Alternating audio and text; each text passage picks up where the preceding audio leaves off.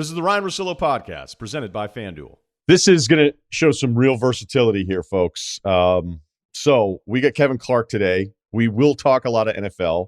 We will talk some college ball as well. There could be even breaking news while we're taping this. It may happen after we're done and it's posted. And a return of going abroad because F1, I don't even know how to explain this weekend's race. So I've been slacking. No one else is slacking. It's been on me. So Kevin, good day to you, sir. How are you? I'm great. Big sports weekend. There you go. Summed it up perfectly. We got it. We're getting it all in. All right. Here's where I want to start. As I mentioned earlier in this podcast, it was almost the anatomy of a take where I was watching Cincinnati and the Chargers. That was the game I was most locked into in the early window. I am watching it going, you know what? Cincinnati is really good. And right when I thought they were really good, they get blown out by the Browns. And then it kind of like shook us again. And you know what? They're good. And now they're down 24-0. And then I'm like, well, this sucks. And then I'm like, they're going to come back and win this game. And they did not do those things. I saw people arguing about Herbert versus Burrow. And in the moment when I was watching Burrow, I go, this is why I love Burrow, because he was doing some things that clearly I mentioned. Give me your Cincinnati take in a game that went sideways for them, and also where you are with the Justin Herbert, Joe Burrow comp, because those are the two guys. Look, there's another handful of guys that are going to be in that conversation, but those two dudes for about a decade, I think, will be sitting here being like, remember when we debated this? And there'll be one clear winner, or maybe they'll both be great. I don't know. Tua completing 80% of his passes down 2 yards down the field isn't doing it for you. He's not in that conversation right now because of that. So there's a couple things to unpack here. Number one is when I check around the league about this debate, and I've been doing it for a couple of weeks now because I find it really fascinating, is you find out pretty quickly how much front office opinions are rooted in draft priors. And a lot of this, I think, from the league standpoint, for me, and this is probably leaks into our brains for various reasons. I'll get to that in a second. But like Burrow is just a different dude than Justin Herbert. And Joe Burrow, the Bengals basically want him being the offensive coordinator at some point down the road. He basically runs offensive meetings. When I talk to those guys down in Cincinnati, they say the goal was for him to be in, quote, Peyton Manning mode down the road. So they want him to be a different guy than what Herbert wants. Herbert played a game yesterday, which we all wanted him to see. He had the longest depth of target he's had, I think, ever. It was 10 yards down the field. Joe Lombardi opened up the offense. He was, I think, 5 of 7 on deep balls, 85% adjusted completion percentage, according to Pro Football Focus. So we're seeing Justin Herbert at full throttle, and he looks better than Joe Burrow at full throttle. And I think that if this continues, I think it's Herbert. But I also think that Burrow has the capability to make up the value in other ways. And I think that from a leadership standpoint, I think Burrow's probably the guy. Herbert's a little more quiet. And I also think, just looking at you are too, a huge fan of looking at the situation a quarterback is put in. The Chargers have a better GM, a better head coach. They do not have a better play caller. They don't have a better offense. The offensive line situation is a disaster right now. I mean, what Herbert did in that game, considering, and I know there were some short drives and turnovers that led to them, having 1 million points immediately, which is why I thought Cincinnati still had a chance in the game. But, I saw some debate about who had played a better game in that one. I think the depth of target and the offensive line part of it, and losing all momentum and then coming back and winning the game the way they did, that one kind of feels like it has to go in Herbert's direction, not just it is going in Herbert's direction. Yeah. It is going in Herbert's direction. I think anybody who said it was going in Burrow's direction is overthinking themselves. PFF had it this morning that Burrow played better because he had more big-time throws. And he had less drops. Burrow had 4 drops yesterday from his receivers. Herbert had 0. By the way, Burrow hurt his pinky earlier, so we don't even know kind of what that would look like if he wasn't literally screaming on the sidelines. But this to me is one of the most fascinating debates in football. And it goes to, like, if you redrafted, who would go first overall? We had Bruce Selman on the podcast a couple weeks ago. He said he would still take Burrow because he's been around Burrow and understands. He's also obviously been around Herbert. But I think a lot of this is still priors, and I think that if both of these guys get put in optimal situations over the next 5 years, I think I'm starting to come around to the idea that Herbert could be better. Just because, everybody I trust from a tape standpoint says that his throws are absolutely perfect. And I don't know. I'm going to go back and forth with this 100 times. I just think the throws and the actual tape, Herbert throws a better ball. Burrow has the capability to make that up in other areas of the game. That's my take.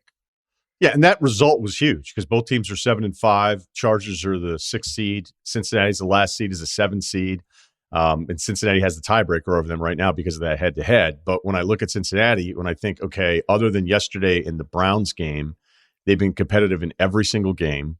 There are more statistical things I like about them.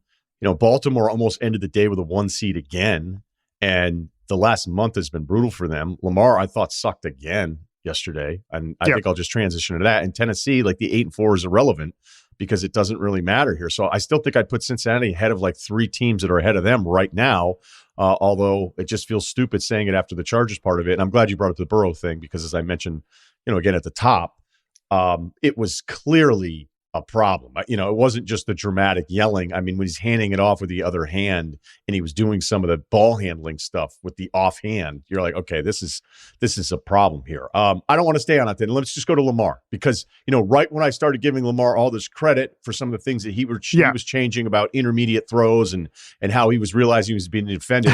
I don't know if this is an all blitz thing. It felt that way against Miami. It felt like that with Cleveland with the 4 picks. Again, I'd have to know what the charts say.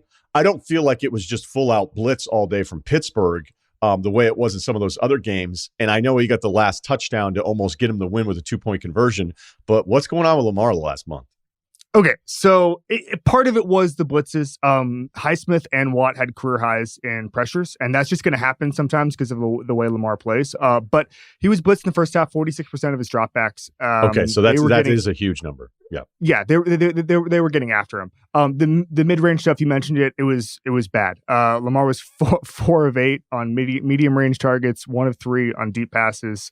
It was bad, and it's interesting to me. You mentioned the AFC. I saw one of the Ravens writers say that this is the first time since 2002 that every team at this point in a conference in the AFC has 4 losses. So there's some parity here, and there's a malaise I think is really weird. And I don't know what that is because I've heard a bunch of theories. I've heard that the extra week teams are adjusting to it a little more. I think that you can't overlook the lack of a bye and the extra playoff spot as with the increased season as a way to maybe on a week-to-week basis have less urgency if teams aren't battling for that second bye spot. I mean, that's just a league-wide thing. That's an AFC thing about why maybe there's a little more parity than normal, and I think there's 5 other theories that we can get to later. But Lamar Jackson is 1-2 against Pittsburgh. Okay, he has 8 turnovers in those 3 games. He's been sacked 16 times. And he's just missing throws. I mean, like that was the thing. I was reading the postgame quotes from Harbaugh, Mark Andrews. Mark Andrews was open. There was some pressure from TJ Watt that was significant, but he was wide open. And Lamar is missing throws.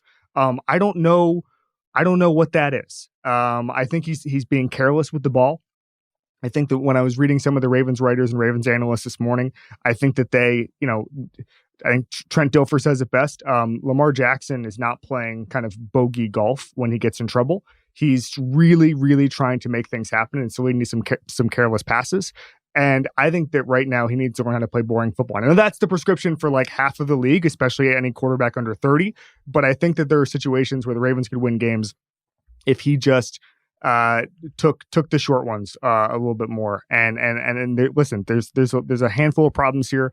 The fact that, by the way, they lost Marlon Humphrey, that's the reason they had to go for 2 because they were basically out of cornerbacks. That is a huge, huge, huge loss. But I would say I'm concerned about the Ravens, but I'm so concerned about every AFC team that I just put them in one pot and say, we'll see what happens. Yeah, because, I mean, Lamar, when you think about the rest of the roster and the injury part of this stuff, he's done as good of a job. If you're just looking at which quarterback has carried his team to a record that's really impressive and done it, felt like it on his own. I mean, that's why, I wouldn't just write him all off of the MVP thing. I mean, he can turn this around. The broadcast was big on him holding on the ball a little bit too much. They were saying that Hollywood and Andrews on the sideline were giving him I don't think Lamar's the kind of guy that you're going to get on the way like a Daniel Jones might get yelled at. Like Lamar's got more status. I think his teammates always love him because he's got such a great personality. But Lamar has like this part of him that I think is both frustrating the evaluation, that he can have like a bad first down, bad second down, and then the most amazing third down you've ever seen, and you're moving the chains. So it's almost like caught looking, and then, bottom of the 7th, the 3-run homer. You know what I'm saying? So, like, again, that's different. But even on that last drive, he started with what would have been a pick, but there was a flag. Yeah. And then there was a fumble that was called off And then he hit like 2 deep throws. So you're like, okay, so what the hell is going on with him right now? So whatever. I think that's fair. But when the Ravens, very well could have been the 1 seed after this week if they get that 2-point conversion, I'd had a really hard time being like, yeah, that's the team to beat. That's the team to beat in the AFC. Kansas City wins last night. They're doing it with defense, Kevin, at this point. 56 points allowed in the last 5 games. Yeah. They've won a bunch in a row. They're in first in their division. But Mahomes with another underwhelming offensive game. So where are you with Kansas City as the 4 seed? Okay, so my feeling on this is that if Mahomes is the problem, and he's literally, if you look at it right now, Mahomes is the problem. The pocket was clean last night. Hill and Kelsey were not involved. Over the past 6 games, and this includes a 5-touchdown performance against Las Vegas, Mahomes has 7 touchdowns, 4 picks, 81 rating. Okay, and you take out that 5-touchdown performance, that's just no good. I think he's quarterback 16 or something in fantasy over that time, just to give you kind of a snapshot of what that looks like. Yeah, drop him. That is like the best news you could possibly have. In the same way, like Lamar Jackson fixes his own problems, right? That's what we just talked about, where on 3rd down he can hit the home run ball. Right now, Ryan Clark, I heard him talk about this morning, said that he thinks that Mahomes lacks confidence. He's just missing throws right now. And I think that, to me, again, if that's the problem that needs to be solved, it will be solved. The defense has been fixed. That, to me, was the biggest question going into the season. And I just think that the idea that Mahomes isn't right, and listen, this is a league-wide thing as far as defenses have gotten really good at taking away the chunk play. That era of chunk play, of being able to throw over the defense's head, like that has kind of ended because of the way defenses have shifted. I think every quarterback has been able to adjust in some parts to the fact that the defenses are putting a cap on that. I just think that the Andy Reid and Patrick Mahomes are figuring it out right now. Mahomes is missing throws. He lacks confidence. I don't believe the Super Bowl theory. There's a theory now that kind of he has the yips because of how bad the Super Bowl was and chasing ghosts or seeing ghosts. And I talked to him about it, and he said that he thought he was fleeing from clean pockets and all that stuff. I don't think the confidence ended there because he started out in September with a bunch of 130 ratings. He was fine. Something happened to him over the course of the season, whether or not it's just banged up, whether or not it's just him struggling to adjust. I don't know what it is, but I do know that if that's your problem, you're in a pretty good situation.